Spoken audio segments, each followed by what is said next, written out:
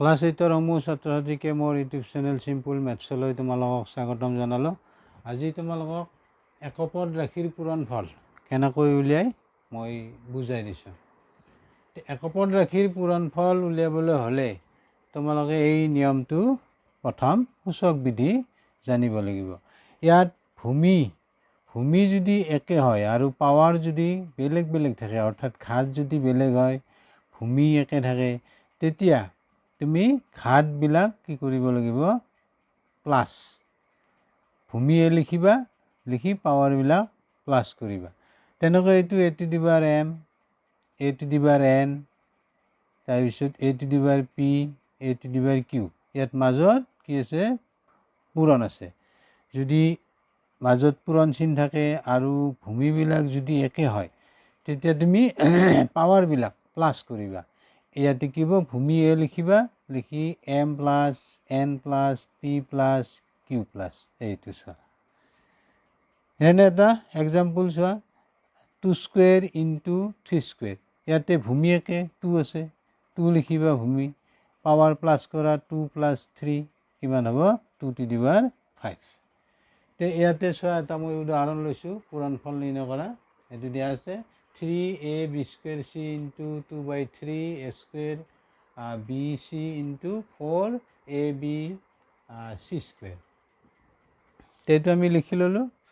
First তুমি কৰিবা ইয়াত সহগবোৰ, ইয়াত 3 আছে সহগ, ইয়াত আছে 2/3, ইয়াত আছে 4। সহগবোৰ তুমি কি কৰিবা? পূৰণ কৰিবা। এইটো চোৱা, মই লিখি দিছোঁ সাংখ্যিক সহগ লিখিবা ফাৰ্ষ্ট। তাৰপিছত তুমি লিখিবা একে ভূমি বিশিষ্ট ৰাশিবোৰ একেলগে লিখিবা। যেনে ইয়াতে a আছে, ইয়াতে a স্কুৱেৰ আছে, ইয়াতে a আছে। চোৱা, এতিয়া a আছে মানে a ৰ ওপৰত ঘাত 1 আছে। এইটো 1টো মই দেখাই দিছোঁ, দেখুৱাই নিদিলেও হয়, তথাপিও তোমালোকক বুজাই দিয়াৰ কাৰণে মই লিখি দিছোঁ। ইয়াতে একো নাই মানে 1 আছে ঘাত, ইয়াতে 2 আছে 8, তাৰপিছত ইয়াতে 8 কি আছে? 1 আছে। তাৰপিছত b, ইয়াতে b স্কুৱেৰ আছে, ইয়াতে b, ইয়াতে b। এইটো একে ভূমি বিশিষ্ট ৰাশিবোৰ আমি একেলগে পূৰণ কৰি লিখিছোঁ। ইয়াতে b স্কুৱেৰ আছে, ইয়াতে b মানে একো নাই মানে তাত 1 আছে ঘাত, ইয়াতে b আছে, একো নাই মানে ঘাত 1 আছে।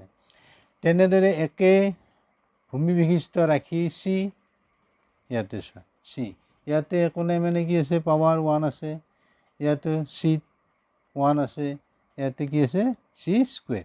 একে ভূমি বিশিষ্ট, এইটো c ভূমি আছে c, একে ভূমি c, একে ভূমি b, তাৰপিছত একে ভূমি a। এইকেইটা তুমি পূৰণ কৰি লিখিবা, যিহেতু আমাক ইয়াতে পূৰণ কৰিব দিছে। নেক্সট আমি কি কৰিলোঁ? আমি কৰিম কি? ইয়াতে 3 কাটা যাব, কি থাকিব? 2 থাকিল আৰু 4 ইনটু আছে, পূৰণ আছে। তেতিয়া তুমি লিখিবা 2 পূৰণ 4, এইটো কি হ'ব? 8। নেক্সট ইয়াতে এতিয়া তুমি কি কৰিবা? একে ভূমি, এইটো একে ভূমি a, গতিকে পাৱাৰবিলাক কি হ'ব? প্লাছ হ'ব। তুমি চোৱা, একে ভূমি, আমাৰ ভূমি কি আছে? a, আমি a লিখিলোঁ। এতিয়া পাৱাৰবিলাক প্লাছ কৰা, 1 প্লাছ 2 প্লাছ 1, এইটো হ'ল ইনটু পূৰণ।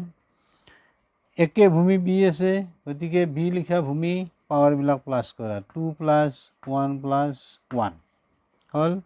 একে ভূমি c লিখা ভূমি,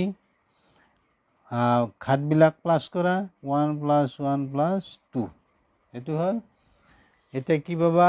এইটো তুমি পালা 2 পূৰণ 4, 8 পালা। এইটো কিমান হ'ব? 4, a to the power 4।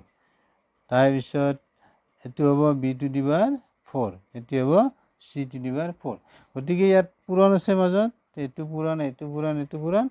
Last লাইনত তুমি পূৰণবিলাক উঠাই লিখিবা, তেতিয়া এইটো তোমাৰ এনচাৰ হ'ব। গতিকে বুজি পালানে নাই? তোমালোকে কমেণ্টত মোক জনাবা।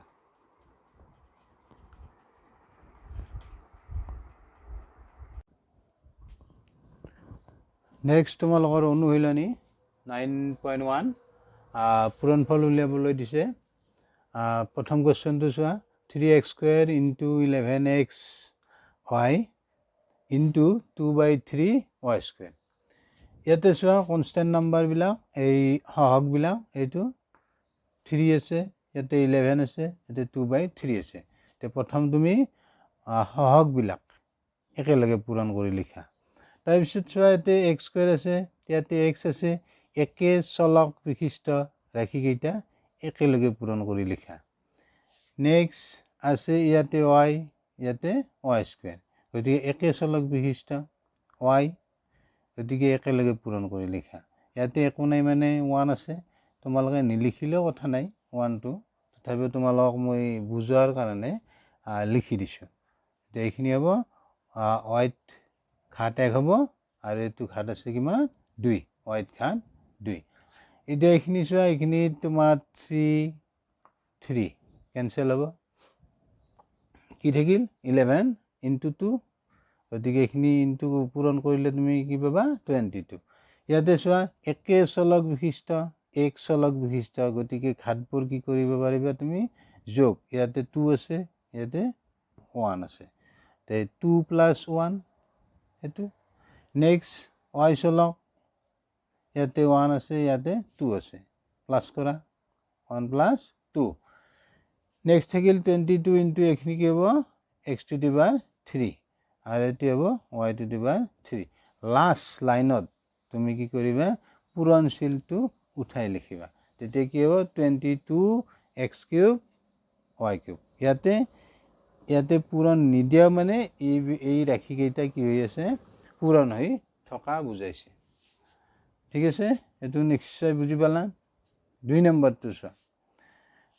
-5x into 3x² into -3ax এতিয়া আমি কি কৰিম সহগবিলাক এক লগ কৰি লিখিম এটো -5 আছে এটো 3 এটো -3 তাৰপিছত ইয়াতে x আছে চোৱা ইয়াতে a² আছে ইয়াতে a আছে গতিকে a থকা আমি ৰাখি দিও আমি আগতে লিখিম ইয়াতে x² আছে এটো ইয়াতে a আছে একে চলক বিশিষ্ট ৰাখিব তুমি একেলগে পূৰণ কৰি লিখিবা ইয়াতে a ঘাত একো নাই মানে 1 আছে এটো 1 লিখি দিছো তোমালোকক বুজাৰ সুবিধাৰ কাৰণে নেক্সট ইয়াতে চোৱা x আছে x তে কেনে মানে ঘাত 1 আছে এই 1 ইয়াতে x আছে এটো একে চলক বিশিষ্ট ৰাখি গতিকে ইয়াতে একো নাই মানে 1 আছে এই 1 টো তোমালোকে দিয়া কৈ লিখিলে কথা নাই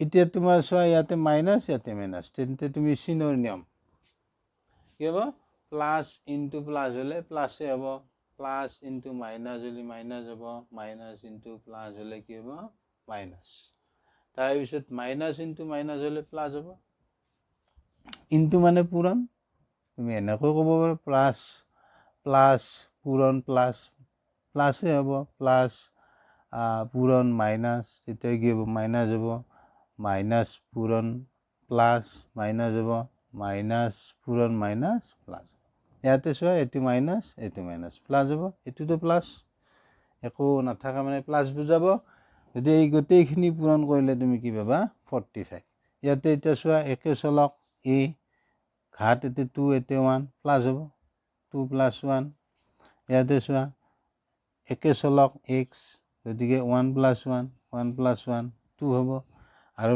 লাস্ট তোমাৰ যেটো আমি পাম এনসাৰ সেইখিনিত তুমি পূৰণ চিনটো উঠাই লিখিবা গতিকে তোমাৰ এনসার এইটো হ'ব তে তোমালোকে বুজি পালানে নাই কমেন্টত জনাবা থ্যাংক ইউ